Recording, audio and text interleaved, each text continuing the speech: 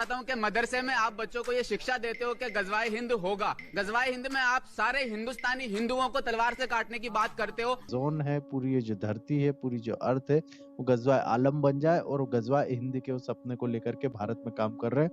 अस्सलामु अलैकुम वरहमतुल्लाहि वबरकातुहू। उम्मीद है आप ज़रात खैरियत से होंगे। अल्लाह ताला आपको खुश रखे, शादो आबाद रखे। मोहतरम नाजरीन, आज की इस वीडियो के अंदर हम बहुत अहम टॉपिक के ऊपर बात करेंगे, और वो अहम टॉपिक ऐसा टॉपिक है जिसका नाम लेकर बहुत सी सियासी पार्टियां हैं जो अपनी रोटियां सेकती हैं। बहुत सी ऐसी तंजीमें हैं जो उसका नाम लेकर, उसका हवाला देकर हिंदू मुस्लिम के दरमियान तफरीक पैदा करते हैं, हिंदू मुस्लिम के दरमियान नफ़रतें पैदा करते हैं। और वो है ग़ज़वा-ए हिंद। ये नाम आपने इससे पहले ज़रूर सुना होगा, ग़ज़वा-ए हिंद का। क्या है ग़ज़वा-ए हिंद?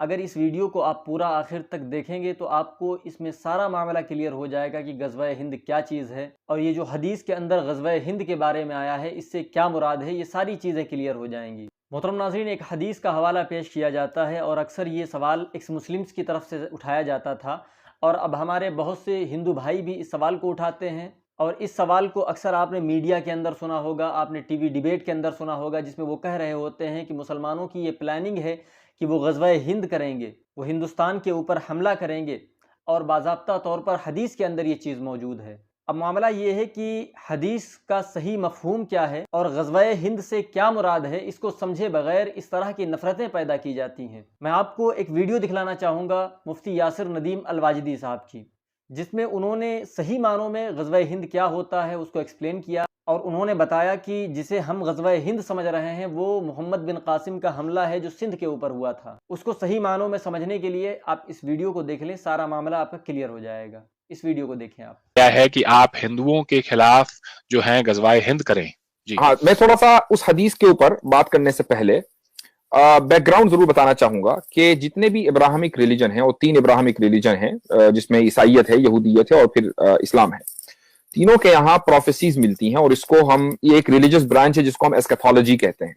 एस्केथोलॉजी का मतलब ये होता है कि भाई दुनिया जब खत्म होगी तो उसमें क्या क्या अलामतें पाई जाएंगी, किस तरह बड़ी बड़ी जंगें होंगी, और आखिरकार कयामत आ जाएगी, कयामत के बाद क्या होगा। ये पूरी जो ब्रांच है इसको एस्केथोलॉजी कहा जाता है, और तीनों मजहबों में प्रोफेसीज मौजूद हैं। ओल्ड टेस्टामेंट में है, न्यू टेस्टामेंट में है, कुरान में भी कुछ अलामतें हैं, और इसी तरीके से हदीस के अंदर बहुत तफसील के साथ बहुत सी बातें जिक्र की गई हैं।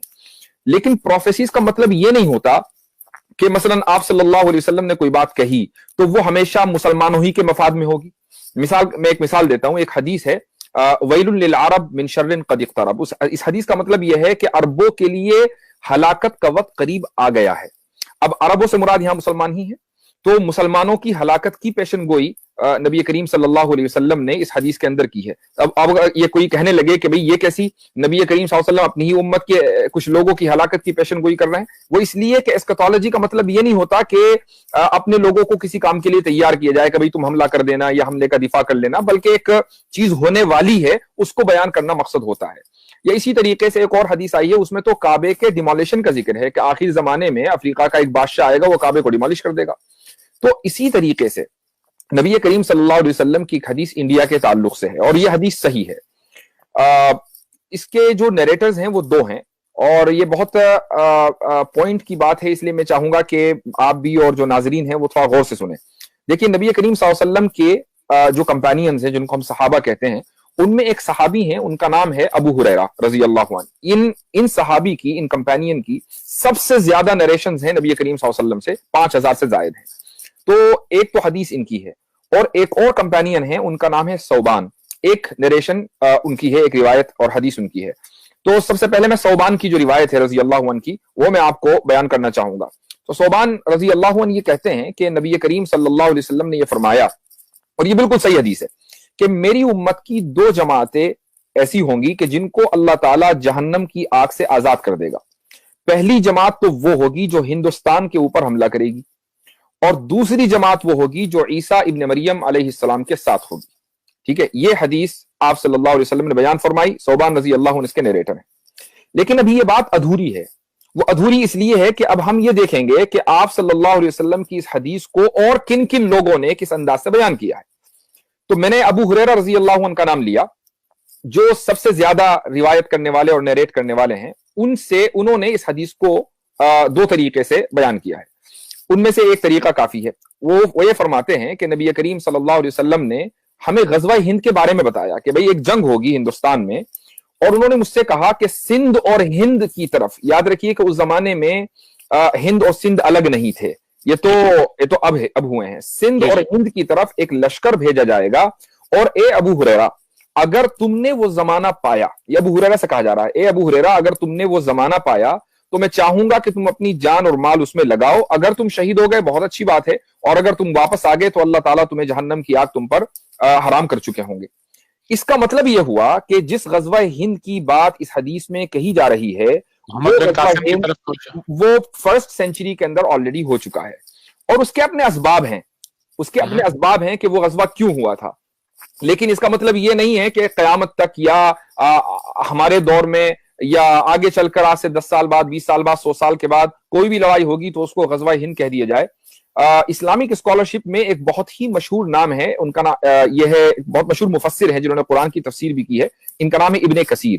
ابن کثیر ان احادیث کو روایت کرنے کے بعد یہ کہتے ہیں کہ یہ غزوہ ہند فرسٹ سینچری کے اندر ہو چکا ہے. فرسٹ سینچری اسلام کی جو فرسٹ سینچری آفٹر ہجرہ, تو یہ اس کے اندر ہو چکا.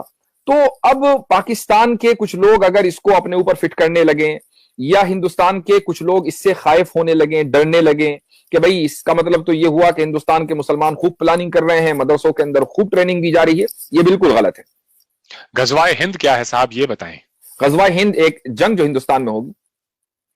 ٹھیک ہے, تھوڑا سا اس کو ڈیپلی سمجھائیں, کس قسم کی جنگ ہوگی, کیا مثال کے طور پر جس غزوہ ہند کی اس حدیث کے اندر بات ہو رہی ہے, اور میں نے ایک نام لیا ابن کثیر کا, انہوں نے جس جنگ کی طرف اشارہ کیا ہے وہ دراصل محمد بن قاسم کا حملہ ہے جو راجہ داہر کے دور میں ہوا ہے, اور اس کے پیچھے بھی ایک پورا بیک گراؤنڈ ہے. وہ بیک گراؤنڈ میں آپ کو مختصر بیان کرنا چاہوں گا, اور یہ بیک گراؤنڈ میں نے چچنامے سے لیا ہے. چچنامہ جو ہے وہ سندھ کی تاریخ کا سب سے معتبر, سب سے اوتھینٹک ذریعہ ہے. اس میں انہوں نے لکھا ہے کہ داہر کے دور میں عراق میں گورنر تھے, اور جو اسلامک کیلیفٹ کے اندر عراق آتا تھا, تو وہاں پر ایک گورنر تھے, ان کا نام تھا حجاج بن یوسف. حجاج بن یوسف کے سیکریٹری تھے, ان کا نام تھا سعید. ان کا مرڈر اور اساسینیشن ہو گیا. جس نے اساسینیشن کیا اس کا نام تھا محمد بن حارث اللافی. وہ اپنے ساتھیوں کے ساتھ, پورے اپنے قبیلے کے ساتھ وہاں سے بھاگ کر سندھ آ گیا راجہ داہر کے پاس. تو حجاج بن یوسف نے سب سے پہلے راجہ داہر کو یہ کہلوایا کہ ہمیں جو تمہارے پاس کرمنلز ہمارے یہاں کے آئے ہیں, جو دہشت گرد تمہارے یہاں آئے ہیں, جن دہشت گردوں کو تم نے پناہ دی ہے, وہ ہمیں واپس چاہیے. راجہ داہر کوئی اچھے کیریکٹر کا انسان نہیں تھا, یہ بھی پورے چچنامے کے اندر صاف لکھا ہوا ہے. تو اس نے اس ریکویسٹ کو جو حجاج بن یوسف کے پاس سے آئی تھی اس کو اگنور کر دیا, اور محمد بن حارث اللافی اور اس کے جو ساتھی تھے ان کو سرنڈر نہیں کیا. اس کے بعد گورنر نے اپنے داماد محمد بن قاسم کو باقاعدہ آرمی لے کر سندھ کے اوپر حملہ کرنے کے لیے بھیجا, تاکہ محمد بن حارث اللافی کو اس کے کیے کی سزا دی جا سکے. میں یہاں پر یہ کہنا چاہوں گا تمام لوگوں کو, اور میں نے اس سے پہلے بھی ایک ویڈیو کے اندر یہ بات کہی ہے, کہ اگر محمد بن قاسم کے حملے کا مقصد ہندوستان میں اسلام کو پھیلانا ہوتا تو پھر سندھ کے اوپر یہ بات آ کر نہ رکتی, بلکہ گجرات میں بھی آتے. ویڈیو آپ نے دیکھ لی, اور اگر آپ ایمانداری کے ساتھ اس ویڈیو کو دیکھ رہے ہوں گے تو آپ کو اس کا جواب بھی مل گیا ہوگا, اور آپ مطمئن بھی ہو گئے ہوں گے اس سے. تو اب جو لوگ یہ باتیں کہتے ہیں کہ مسلمان غزوہ ہند کی تیاری کر رہے ہیں چونکہ ان کی حدیث کے اندر لکھا ہوا ہے, تو صرف اور صرف ہندوستان کے اندر نفرتیں پھیلانا چاہتے ہیں اسلام کے خلاف, مسلمانوں کے خلاف, اس کے علاوہ ان کا کوئی کام نہیں. اب ملتے ہیں کسی اگلی ویڈیو میں, تب تک کے لیے اللہ حافظ.